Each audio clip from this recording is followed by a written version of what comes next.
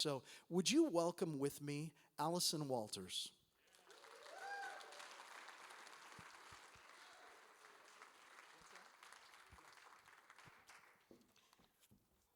All right. I was a little nervous when you said three things because I had no idea what they were going to be. And I think authentic is like a really nice term for she's going to be unpolished, so give her grace and don't boo her off stage. All right. Good morning, you guys. I'm super excited to be here. I think with any time we take on something like this, it comes up, and I'm not going to lie, I was standing in my kitchen this morning drinking my coffee and was thinking to myself, why did I say yes to this? But I can be honest with you guys in that, and I'm super excited I did, because honestly, over the last 4 months, I've learned a lot. So I'm going to share a little bit about that with you guys. I did not ever intend to be like a business owner, so that's new. Even hearing somebody introduce me as somebody who's a business owner is really weird. I set out to be a mom, and I was a high school teacher. I taught health and driver's ed, so I tell everybody I taught sex and driving. Like, I didn't teach. This is where I get myself in awkward situations. I taught sex ed and driving skills, but to high schoolers in Stockton. And so, and then that's what I thought I was going to do. And so the Lord's taken us on like a crazy, wild journey that every day I kind of wake up and go, how did we end up here? And so, however, part of that journey has also been learning about myself and learning about self-care. And so I have to admit that when Mike called me in like May, and hey, Allison, and Mike has this great way of posing, like, this is such a cool thing, like, we would love to have you. He made it sound so, like, awesome, right? And I was like, yeah, that sounds amazing. Like, I actually sounded like I want to be sitting in one of those chairs hearing about this. So when he called, I was thinking, like, no way. Like, Mike, there's other people that are more, I'll get you some names. I'll call you back with some names. And we were kind of in the middle of just turmoil. So I said yes because it came out of my mouth. Here's the other thing you should know about me. I'm a yes person. I will tell you, yes, I could do that for you, and that gets me into trouble. I don't know if any of you can relate to that. But in the last 12 months, exactly, almost to the day, my family has moved. We bought a little country property, 3 acres. It was like our dream home. My girls were going to get married there. I had it all planned out. We did not grow up in the country, so people are like, are you guys out of your mind? You have no idea what you're doing. And we're like, yep, we got this. We're fine. So we actually left that. We moved. We lived there for 2 years, and then the Lord took a hard right turn, and we went with him. And so we moved from that property to a different home that made more sense for us. I went from homeschooling my 2 girls, which is also something I told God, I'm never going to do that. I'll do a lot of things for you. I'm not going to homeschool. And he threw that in my face. So we put our girls in public school because of the business. We opened a business, and then we just helped plant a church. And also in there, we decided it was a really good idea to get a Great Dane puppy. They're big, and it's a puppy. So that was 8 weeks before we opened the doors to Get Fit. So friends were like, you guys are gluttons for punishment. They started using the word intervention.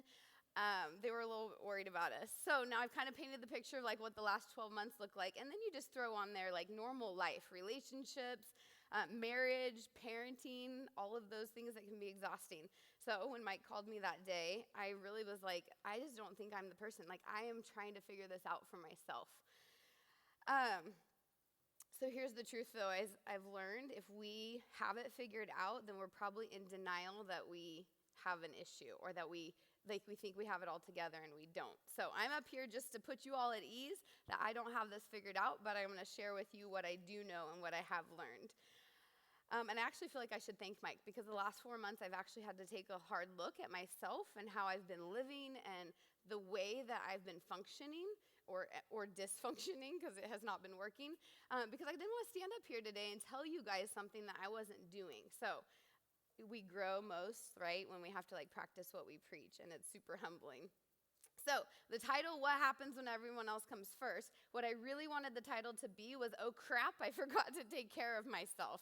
Because that's kind of where it ends up. It's the moment of like, whoa, what happened over the last year and how did I get here, right? So Instead of like running at that breakneck pace for the last 4 months that I had been doing for a long time, honestly, because I knew I was coming here today, I was like, what can I do different? What does this look like? How should this feel? So I apologize ahead of time if you guys thought you were going to leave with like a foolproof like list of things to do, but I do promise you're going to leave with some really good ideas, and I think you're going to hear a little bit of yourself in what I'm telling you, and that is something we can identify with. If I'm telling you something that you hear is something you're experiencing in your own life, it's worth looking at, okay? So if nothing changes, nothing changes. That was something that Mike mentioned 7 years ago. Bear and I went through a really hard time personally, and that was probably the statement that stuck with me the most. Was if nothing changes, nothing changes. And I thought, well, yeah, like duh. But also we have control over that, over what happens in our life and what changes and what doesn't. So everything's prone to change, right? Your job, your kids, right? They're like this, your husband or wife. I mean, we're all prone to change, like our styles. But if you choose to stay the same as you were 20 years ago, whether that's in how you approach your job or how you treat your body, who doesn't want to still live like they are 20, right? But our bodies have different needs. Our souls have different needs. Our lives are in different places. So if nothing changes, nothing changes. That's what I want you to just let that stick with you for a second. My first thing is I want to ask you, it's a point, but I also want to ask you the question because it was asked to me and I failed when I answered this. What is your greatest asset? Like, what is the one thing to help you do your job, to help you show up for your family? What is the one thing that is the most important? And I bet when you read my bio or you heard what my job is, you thought I was going to get up here and tell you need to be exercising 30 minutes a day, 5 days a week. No cushion there. No, I don't care if your life's crazy. That's just what it was going to be.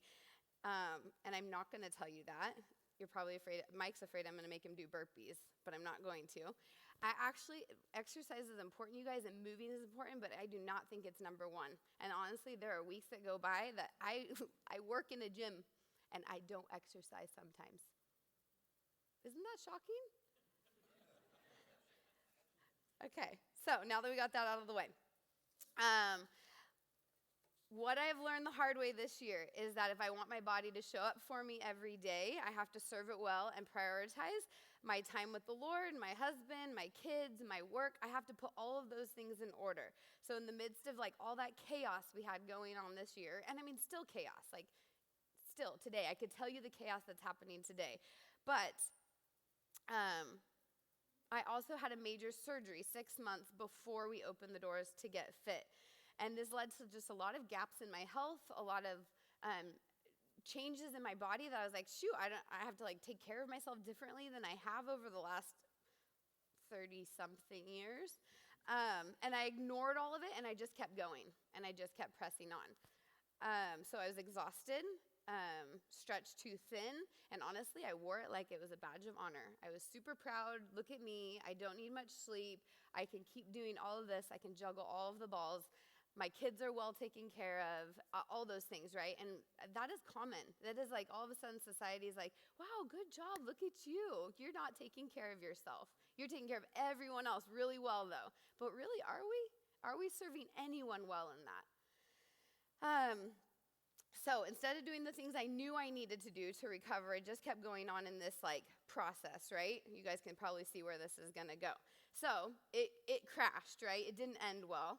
And finally, someone was like, you need to go to the doctor, get some blood work, get this all figured out. And I'm like, fine, I'll work that into my schedule. So I made the appointment, and 4 weeks later, when it worked, I went.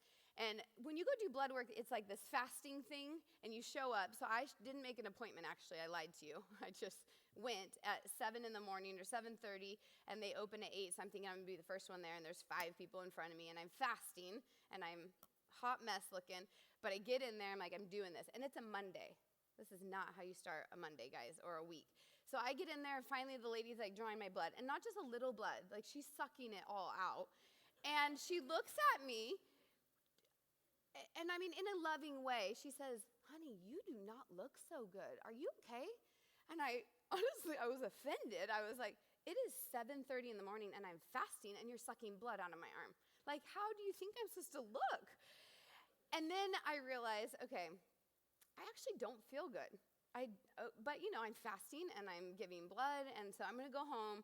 It'll be fine. And by the time I walk in my door at home, I am full-blown in flu mode, like full-blown stomach flu. So my kids and my husband are there, and I'm like, it's okay. I'll be ready to take the kids in just a second, right? I'm still going to do all this stuff. I'm still telling Bear, I'm going to be at work. I'll be at that meeting. It's fine. And they're just looking at me like, really? Finally, to the point where my 6 and 9-year-old walked me to my bedroom and shut the door and locked me in. Like, you're not leaving, Mom. And so as much as I joke about that, it was actually a really humbling moment of, wow, like my 6 and 9-year-old get it. I can't even open my eyes enough to see that I need to take care of myself, that I have to have a 6 and 9-year-old point it out. So super humbling in that. So that kind of started this chain reaction of like, okay, what does this look like? What does this look like to balance all of this? Our bodies are not the equivalent of an iPhone. If we drop our iPhone or break it, we're probably going to cry because they're $600 or something ridiculous, but we can replace it, right? The one thing that you get is your tool, you guys. I mean, it can be repaired and fixed, but you cannot replace it. So if we don't start treating it well today, chances are you're not going to ever, okay? So I just want you to think what's at stake. Like, who's depending on you financially, emotionally, mentally, physically? Who is depending on you to show up? You are your greatest asset. My second thing is really totally practical, you guys. These are things that are critical for our success if we're talking about wellness, okay? And I already told you I'm not going to put exercise at the top of the list, so you can all relax. Number one, and this isn't actually in any particular order, but this is my own personal, Allison thinks this is important, nutrition. What we put in our bodies is so important, and I think the hard thing is we live in this time where food is not what it was 20, 30 years ago, right? It's convenient, it's processed, it's packaged. But what we put into our bodies and how we fuel it is huge, okay? And it can go on that, but number two is sleep. I'm hesitant to even ask you how many hours you guys sleep on average in here because, again, that's one of those badges of honor. I can do 3.5 hours. Actually, I didn't sleep last night. I'm just skipping Tuesday night. I'm going to roll right into Wednesday. Number three, fitness. But when I say fitness and exercise, I just mean moving, you guys. Getting out and doing something physical. That could be taking a walk on your breaks, yoga, whatever it is. Hydration, drinking enough water. Having fun, that's actually a huge component of how well you're doing. Are you enjoying your life? Investing in others or something bigger than you. Sleep, I put that back in there because it's that important. Spiritual health, scheduling your personal time or scheduling yourself, period, on your calendar. Family, and then planning out your week. So all of those things are super important. And I'm just going to touch on a couple. Sleep is probably number one. We are a society that the more we can get done in the less amount of time, the better, right? But when we actually get down to it, if we've gotten 3 hours of sleep, our mental capacity to function and actually be productive is so low. So we're actually not helping ourselves in that, right? So I tell my husband, I'm going to bed because I need to be super productive tomorrow. So I'm actually going to get some sleep so I can do all those things that I have listed out. I literally plan my day, you guys, down to the 30-minute increments, okay? It's not a good method, but it's how I can wrap my head around it. So if I sleep, I don't feel like the world is coming to an end. The second one, healthy relationships. We were created, you guys, to be in relationship with other people, okay? We need people that can pour into our lives and say, hey, whoa, are you okay? How is this going? We have a gal that works for us, and Bear and I are super open, open book, pretty raw, real. If you met my husband on the street, you would just think you've been best friends forever. He will make friends with everyone, right? I'm like, babe, we got to go. It's we're just coming in to pick up milk, and you're making friends with the checker, and I love that about you, But this gal that works for us, she's just not as open as we are. And so, if something's wrong, you're going to know, with one of us. And so she had this, and I'm asking, hey, is everything okay? And we're talking through it. And so that was great. Well, 3 days later, she comes in, and Bear was just, having a day. And she looks at him, she goes, everything all right? Are you having a bad day? And I was like, ooh. like, we need people that can look at us and point blank say, like, what's going on with you? What happened, right? So that could be like workplace, home, church, with your husband, wife, coffee dates, whatever that looks like. We just really were not created to be alone in that. Like, we were created to do life with other people. And that does not mean the whole world has to know that you're having a bad day, but somebody needs to be able to speak into you. Somebody needs to be able to pray for you. Somebody needs to be able to point you back to, like, no, actually, you really killed it up there talking to people, because I'm going to leave and I'm going to be like, oh my gosh, they all think I'm crazy, because we tell ourselves lies. Okay, and then the third one on this, you guys, these are the practical things, is personal growth and development. And honestly, I give you guys kudos, because even just being here is a huge part of that. This is an area where every month you guys are learning something or hearing from somebody and hopefully taking nuggets away from that. But if you're not growing and developing, you're probably dying out, right? I think they said in the jealous thing, like, if you're excited about what you did 5 years ago, then we need to reevaluate that, because you should be excited about what you're doing today or what you're doing tomorrow or what you're working on for next week. So we can grow exponentially when we get out of our own way and get out of our comfort zone. For example, this. As much as I am up here for you guys, I am probably benefiting more from this than any of you, because of what I've had to actually do over the last 4 months to prepare for this. So if there is something that you can do to grow that, yes, is going to be uncomfortable, I would say yes before you even realize you did it. That way you can't back out, and then you'll get the benefits of going through and getting uncomfortable. So some ideas for personal growth and self-care is scheduling yourself, whether that's like a workout or quiet time. My guess is if you have a meeting scheduled with someone else, you do not cancel it. But what you do cancel, if like life catches on fire, which it does, is anything you scheduled on there for you. So that is super detrimental. If you schedule something for yourself, whether that's a workout, if it's a nap, I don't care. If it's something you put on there for you, you need to leave it, okay? That is like probably the number one thing that I have struggled doing. And so sometimes I don't put it on my calendar because I don't want to have to break the promise to myself, but I need to put it on there, so I do it. This could be things like getting a pedicure. I realize I'm a woman, so I came up with all female things. Pedicure, facial, massage, those all sound great to the women in the room. But doing something for yourself, okay? This isn't, it feels like frivolous, but it's really not. It's a way to like honestly replenish and refresh so that you can come back and kill it in whatever you're doing, right? Instead of feeling drained. One other one was the Enneagram, or any honestly kind of personality thing where you can better understand how you're programmed or wired. So Mike talked about, like, my husband gives me a hard time because I bring home strays, and we're not talking about cats, you guys, like people living with us sometimes. So this used to drive him crazy, like to the point of like he would get mad at me, until we took some of these personality things and he understood, this is how I'm wired. This is how God created me. And so when we understand that about ourselves, all of a sudden there's like permission to embrace that and then to use it. Like, use the way that you're programmed. So if you can better understand more about you, but then make your husband or wife take it. Because if you can better understand more about them, honestly, it makes working together and functioning so much better. Podcasts, books, workshops. Honestly, I even put vacation on here, because if you have time plugged in or scheduled that you can unplug and just recharge, you will be better for it. My last point is talking about like pace and priorities and permission. And you guys, I think most of you are some sort of leader, whether that's in your home or in your job, and you guys, you set the example, okay? So if I'm a boss or a leader that I'm like, go, drive all the time, guess what my people think that they need to be doing? They need to be sacrificing themselves, driving all the time, going as hard as you do. You are setting the pace and the example. I'm sure a lot of you in this room wear several different hats, right? My car on the regular looks like a U-Haul moving truck, between soccer bags and snacks, because God forbid if you don't pack your kids' food, they're going to starve.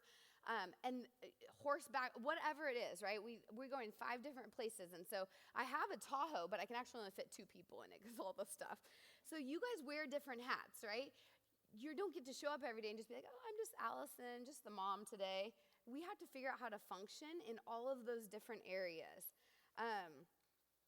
I recently heard on the radio where it talked about if we they took an average of all the tasks we had in a day and we plugged them in. We would need 40 hours. 40 hours. Talk about like failure before your feet even hit the floor in the morning, because there's no way you're going to get it all done.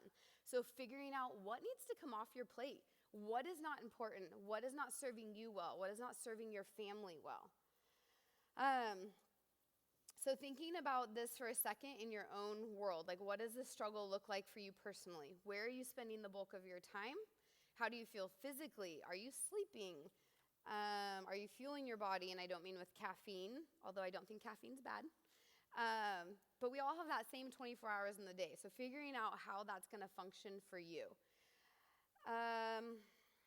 Permission. This is something, honestly, when Mike and I were talking, that just kind of like came to me in this. Why is it that we feel like we need permission to take care of ourselves? Permission to like invest in us so that we can invest in all of these people.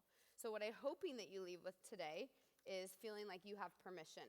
Taking something off of that list, sleep, hydration, movement, pedicure, whatever that looks like for you, and taking care of yourself so that you can show up well to do the life that God signed you up for, right?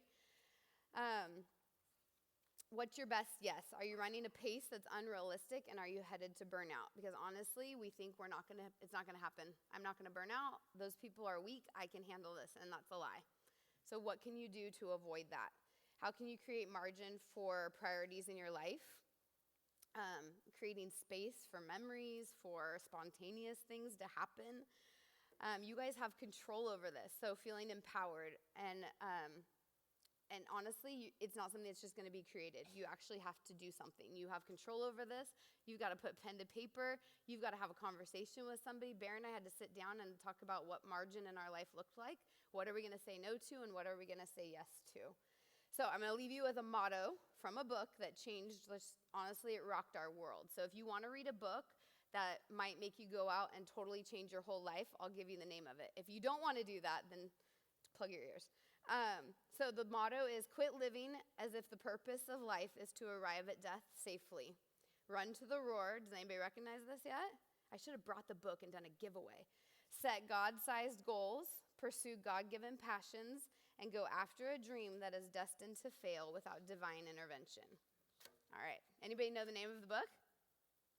Nobody? This is so exciting. You guys all have a new book to read. It's called Chase the Lion. Yes or no? Has anybody read it? Okay, so that was my another tidbit for you. You guys, you have control over this. So I hope that you leave today just feeling like I have a list of some things that I can look at and work on. Awesome. Thank you for letting me share with you